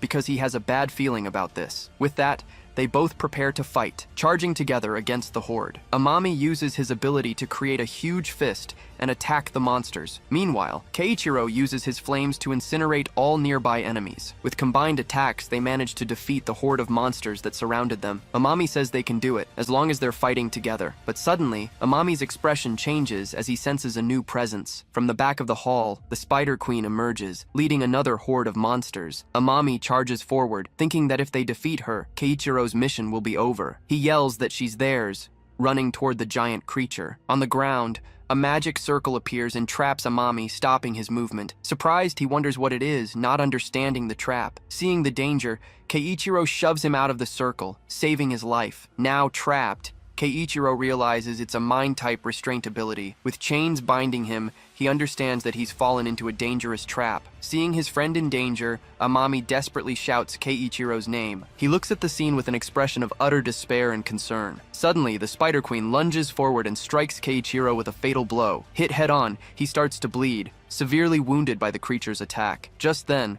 a hooded Uta appears, laughing at the scene he just witnessed. He scoffs, saying he didn't expect him to protect his partner like that. Celebrating, he shouts that he has followed orders and executed one of the knights. Amami runs toward his friend, screaming his name in desperation. Bleeding heavily, Keiichiro drops to his knees, with no strength left to fight. With his last ounce of strength, he activates a powerful blue fire ability. Using blue annihilation, he sacrifices himself to defeat the Spider Queen. After the battle, Amami carries Keiichiro's body toward the exit. Begging him to hold on, Amami desperately tries to save his friend's life. With a weak voice, Keiichiro calls out to Amami, looking directly at his friend. Thanking him for the invitation, he speaks with difficulty, bleeding from his mouth as he smiles. Leaving a trail of blood, he says he can no longer fight by his side. He then reveals he feels he has no right to face Suda after this. Suddenly, the exit gate begins to glow brightly in front of them. Hopeful, Amami says he can already see the way out of this place. With his last bit of strength, Keiichiro hugs him, making one final desperate request. He then begs Amami to please take care of his son, Suda. Reaching the exit, Amami tries to cheer him up, saying they're almost there, but Keiichiro closes his eyes,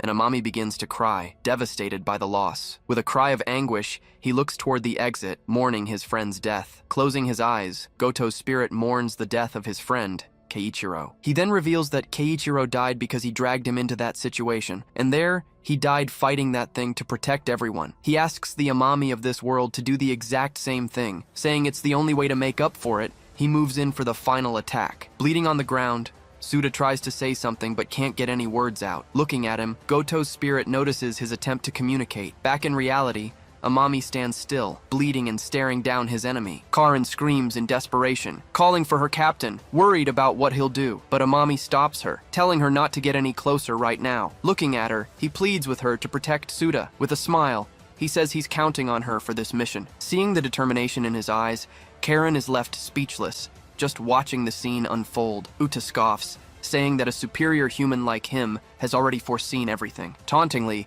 he asks why Amami doesn't call his friends to save him. Amami thinks that Uta predicted his attacks, only catching him by surprise at the beginning. At that moment, Uta gets the feeling he's fought him before. With a swift move, Uta launches a spinning attack toward Amami. Barely dodging, Amami manages to escape the blow that grazes past him. Continuing to move, he narrowly avoids being hit by the swift attack. Even in danger, he smiles and continues to dodge with great confidence. But suddenly, an attack hits him from behind, catching him by surprise. Completely stunned, Amami doesn't understand where Uta's unexpected blow came from. Still wounded, he gets up and prepares to keep fighting. His eye then glows, activating his ability as he faces the opponent before him. Concentrating his energy, he prepares to use a powerful technique against the enemy. But Uta charges forward with impressive speed, unleashing a barrage of strikes. With no time to react, Amami is hit squarely by every attack.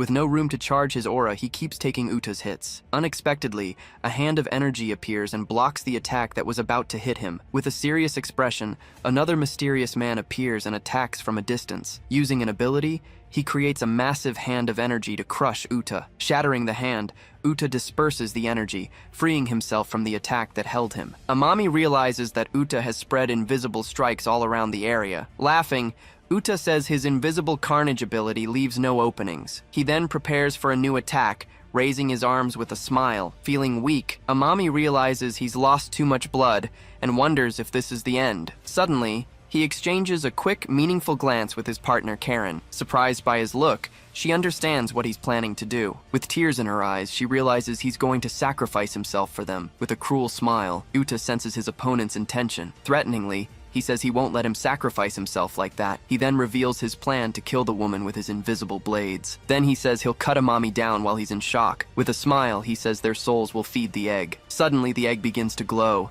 enveloped in an intense, powerful flame. Surprised, Uta doesn't understand what's happening to the egg. With a shout, a flame erupts from the ground, surprising Uta once again. Just then, Suda gets up and uses his flames to heal his wound. Amami is shocked to see him cauterizing the wound with fire. Suda's flaming hand burns the wound, stopping the bleeding in his chest. Seeing this, Amami yells for Suda to grab Karin and run away immediately. He then says that even if it costs him his life, he has to protect them. Suda asks if he's doing this because it's the only way to redeem himself. Angered, he yells that his father never asked him to redeem himself. On the contrary, Suda reveals that his father was very grateful to him for everything. He then says his father's only regret was not saving his mother, and the other was not being able to leave any words for his son. With tears in his eyes, Amami listens intently to Suda's words. Suda yells that his father's words aren't a curse meant to take him away. Shouting in anger, Uta warns that he won't let them die so easily. Realizing the situation, Amami says he can't beat this enemy alone. So, he turns and asks Suda to lend him his strength for the fight. Surprised by the request, Suda just looks at his captain intently. With a determined look, he says yes, accepting the captain's request. He then says they'll take him down together so they can all get out of there alive. Angrily, Uta says the brat should be a skillless nobody. Infuriated, he gets ready to fight, repeatedly calling Suda trash. Surprised by the reaction, Amami doesn't understand what made Uta so angry. Just then, Suda rushes toward the enemy, ready to strike. Uta scoffs, asking if he thinks just getting closer will help. With a swift move, he launches a spinning attack with his invisible blades. The attack grazes Suda, who narrowly dodges the blow. Jumping back, he escapes the attack and prepares to counter. Laughing, Uta calls Suda an idiot, believing he's won the exchange. But Suda says he can see right through trash like him. Suddenly, the ground begins to crack, revealing an unexpected trap for Uta. Several fissures open up in the ground, completely surrounding the enemy. Startled, Uta wonders what this is, not understanding what's happening. With a quick movement, Suda closes in and attacks him directly with his fist. The punch lands squarely, causing a huge impact and sending Uta flying. With a pained expression, Uta screams as he's hit by Suda's blow. He then grabs Suda, trying to retaliate for the attack he just received. Bleeding, he glares at Suda with a look of pure rage and frustration. Uta then headbutts Suda, throwing him back with force. Running forward, Suda notices the invisible blades surrounding the area. Uta then realizes that Suda slipped through the gaps in his fear barrier. Next, Suda lands a series of powerful punches on Uta's chest. Uta uses one of his blades to defend himself, but Suda shatters it. Angered, he prepares for another attack with his invisible blades. Using his technique, he tries to trap Suda, but the boy manages to dodge. With his eyes activated, Suda completely analyzes his enemy's ability. He understands that the abilities are activated by the user's aura, and the source of all aura is, in fact, the soul itself. Using his vision, Suda can see their souls and predict Uta's attacks. With his soul vision, Suda closes in and prepares for the final blow. With a final punch, Suda defeats Uta, slamming him hard onto the ground. Fallen and defeated, Uta lies motionless amid the wreckage of the Golden Hall. Seeing the victory, Karen cries out desperately, calling for her injured captain. Approaching him, she helps him to his feet and apologizes. Amami then reflects that since Suda can see the invisible, victory was certain. To Suda, that guy was nothing more than a natural enemy. With his soul vision activated, Suda becomes Uta's natural predator. But even seeing the victory, Karen can't shake a bad feeling. She wonders why he didn't use shared vision so they could win together. With many questions in mind, she starts to arrive at a single answer. Karen then realizes it's not that he doesn't want to, but that he can't. After so many battles, Suda is already completely exhausted and injured. His injuries are so severe it's a miracle he's still standing. She's sure he's already very close to his limit. Seeing his condition, she holds his arm, worried about his current state. Surprised, Karen calls out to the captain, seeing he's also badly injured. With a glance at Suta, she realizes her guess about him was correct. With little choice, Uta understands that Suta can only use one big attack. Even injured, Suta taunts Uta, asking if that's all he's got. Completely certain of his victory, Suta faces Uta with a defiant look. He then challenges him, telling him to come with everything he has, and adds a warning that if he doesn't, Uta will be the one turned into fertilizer. With a cry of rage, Uta smashes a vial of potion on his own head. The potion spreads, and he begins to focus his energy for an attack. A huge amount of energy envelops him, preparing him for the final blow. Feeling the pressure, Karen struggles to withstand the force of that energy. Amami then realizes the drug doesn't just heal, but also enhances his aura. Suda tells him to use as much as he wants, because it won't do any good. With a determined look, he reveals he's already decided on the move to defeat him.